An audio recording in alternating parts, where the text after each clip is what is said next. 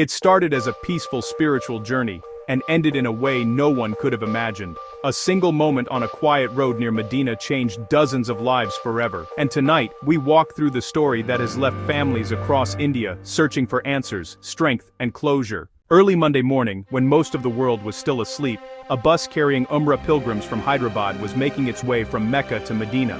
Inside were families, parents, children, elders, many of them resting after days of devotion. Around 1:30 a.m. India time, near a place called Mufrihat, just 160 kilometers from Medina, everything changed. Authorities say the bus collided with a diesel tanker, and in moments the situation became far more dangerous than anyone could comprehend. But this is where the story takes a deeply human turn, because inside that bus were people simply trying to complete a journey of faith. Reports suggest that at least 42 people may have lost their lives. Some say as many as 45. Many were women, many were children, most were from Hyderabad. Rescue teams said the bus was completely burned, and identifying victims has become extremely difficult. But in the middle of this devastation, one person survived. His name is Mohd Abdul Shoaib, barely 24.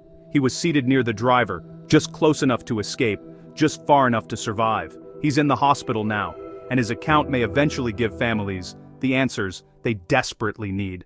India's consulate in Jeddah immediately opened a 24/7 control room for distressed families. Helpline numbers were activated. The External Affairs Minister called the incident deeply shocking. Telangana's chief minister stepped in, ordering officials to identify victims, coordinate with Saudi authorities, and assist every affected family.